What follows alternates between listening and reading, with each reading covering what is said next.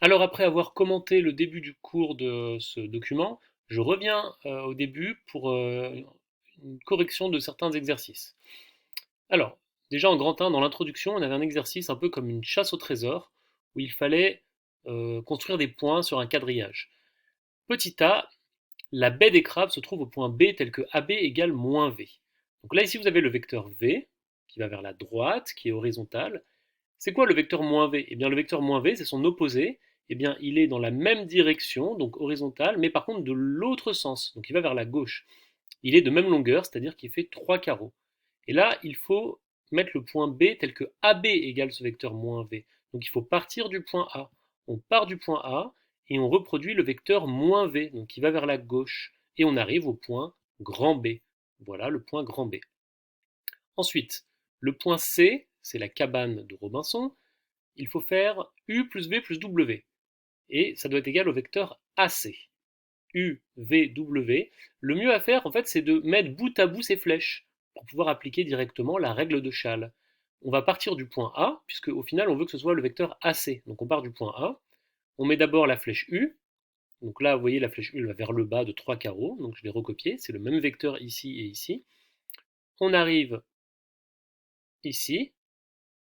Ensuite, on met le vecteur V, lui qui va de 3 carreaux vers la droite. Donc, à partir de ce point d'arrivée, on met le vecteur V qui va 3 carreaux vers la droite. Et ensuite, le vecteur W qui, lui, descend de 1 carreau et va 2 carreaux vers la gauche. Vous voyez, c'est le même, W. Donc, U plus V plus W. J'ai mis bout à bout ces flèches. Vous voyez, c'est ça la relation de Schall, c'est mettre les flèches bout à bout. Et on arrive au point C. Voilà. Et là, on a le vecteur AC. J'ai pas tracé le vecteur AC, mais nous, on voulait le point C.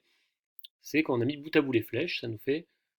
euh, on arrive sur ce point-là. Donc voilà le vecteur AC. Donc voilà où est la cabane de Robinson. Ensuite, le point P, les pirates.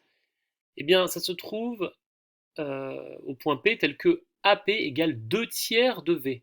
Donc on multiplie V par 2 tiers. Alors ça veut dire quoi 2 tiers? 2 tiers, si vous prenez votre calculette, ça fait 0,66666. Mais regardons le vecteur V. Le vecteur V, vous voyez, il fait 3 carreaux de longueur. Eh bien, le vecteur 2 tiers fois V, c'est un vecteur de même direction, de même sens, mais de longueur 2 tiers fois celle du vecteur V. Comme le vecteur V fait 3 carreaux, eh bien, si on prend 2 tiers de 3 carreaux, ça fait 2 carreaux. Donc 2 tiers du vecteur V, c'est un vecteur qui s'arrêterait seulement ici, à 2 carreaux. Et on le recopie à partir du point A. Donc 2 carreaux vers la droite. Et ça fait le vecteur AP. Le vecteur AP, c'est 2 tiers fois le vecteur V. Et donc ici, on a le point P. Ensuite, le point S, la source d'eau. On doit avoir AS égale 4 fois le vecteur U. Et on doit partir du coup du point A et faire 4 fois le vecteur U. Alors ça revient à mettre bout à bout 4 flèches qui sont égales à U. Ou alors multiplier le vecteur U par 4. Donc en fait, là on avait 3 carreaux, ça fait 12 carreaux vers le bas. On peut aussi le voir comme ça en faisant U plus U plus U plus U. 4 fois U, ça fait ce vecteur AS. Vous voyez, qui est 4 fois plus grand que le vecteur U. On est parti du point A, on arrive au point S. Voilà la source d'eau. Ensuite, la grotte, le point G, tel que SG égale 4V plus 3U moins 2W. Alors là, ça se complique un petit peu, mais vous allez voir que c'est pas si difficile. On y va dans l'ordre, on va mettre bout à bout les flèches. On part du point S, puisqu'on veut que ce soit le vecteur SG. On commence par faire 4V. Alors V, c'est ce vecteur-là. On le prend 4 fois. Donc 1, 2, 3, 4. On arrive ici. Ensuite, on fait 3U. U, il descend de 3 carreaux. Eh bien, on descend de 3 carreaux 3 fois. 1, 2, 3. On arrive ici, là où je suis là. Et enfin, je dézoome un peu. Et enfin, moins de W. Alors là, attention, le moins, ça se complique un peu. Si on faisait plus W, ou plus 2 fois W, il faudrait descendre, il faudrait recopier cette flèche. Mais attention, nous, c'est moins 2 fois W. Donc, c'est comme si on faisait plus 2 fois l'opposé de W. Et l'opposé de W, c'est une flèche parallèle à celle-ci, mais dans l'autre sens. Donc, qui en fait irait vers la droite de 2 carreaux et monterait de 1 carreau. Vous voyez, je l'ai recopié ici. Cette flèche-là, c'est moins W. Et je le fais 2 fois. Comme ça, j'ai moins 2 W. Donc j'étais là et je fais moins W, moins W, moins 2W. Et j'arrive au point G. Voilà, on a le vecteur SG, c'est 4V plus 3U moins 2W. Et enfin, il faut placer le point T, comme le trésor, c'est le milieu de SG. Alors là, il manque quelque chose, hein, il manque des crochets autour de S et de G. Je ne l'ai pas rajouté, mais là c'est une erreur. Normalement, il faut mettre des crochets parce que SG c'est un segment si on parle de son milieu. Donc c'est le milieu de SG, bah là il suffit de prendre la règle et de se placer au milieu. Là, si on compte les carreaux, on doit voir qu'il y a 16, alors 3, 3, 12, ouais, 16 petits carreaux entre S et G. Donc si on prend 8 petits carreaux, on prend la moitié, on arrive ici au point T. Voilà. Voilà pour l'exercice d'introduction. Ensuite, le petit 2 ici, il fallait faire des sommes de vecteurs, placer des points pour faire des sommes de vecteurs. Alors c'est assez facile. Regardez le premier. AB soit égal à U plus V. Et vous voyez, les flèches U et V ont déjà été mises bout à bout. Donc là, il n'y a rien à faire, hein. U plus V, les flèches sont bout à bout. On part du point A, et ben on arrive au point B. Donc AB, c'est ce vecteur-là. Donc le point B est ici. Dans le deuxième cas, c'est le même principe. Alors attention, c'est toujours U plus V, mais là, c'est malin de se dire qu'en fait, U plus V, c'est pareil que V plus U. On part du point A, et vous voyez, on a commencé par écrire la flèche V. La flèche V, elle part déjà de A. Donc autant se dire que c'est comme si on faisait V plus U. C'est pareil que U plus V. V plus U, et donc c'est le même principe que l'exercice à côté, là. On a directement le point B qui est ici. AB est égal à V plus U, ou U plus V, c'est pareil.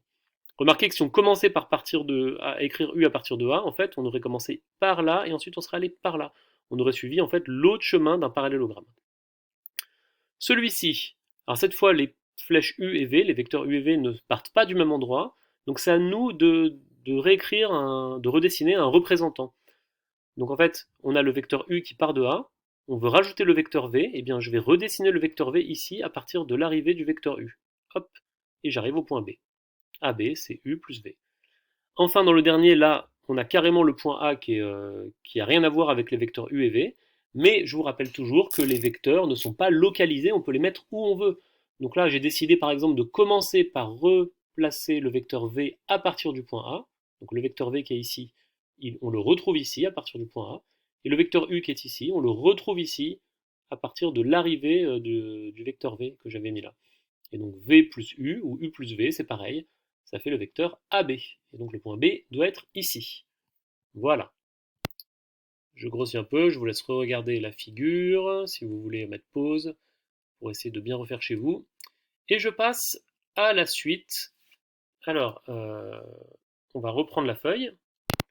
Donc nous sommes à la page 2 du document, et on va regarder l'exercice 1, qui illustrait la somme de deux vecteurs, ou la différence de deux vecteurs.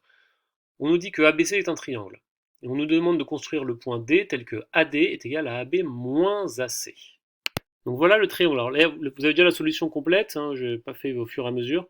Donc regardez, notre triangle est là, ABC.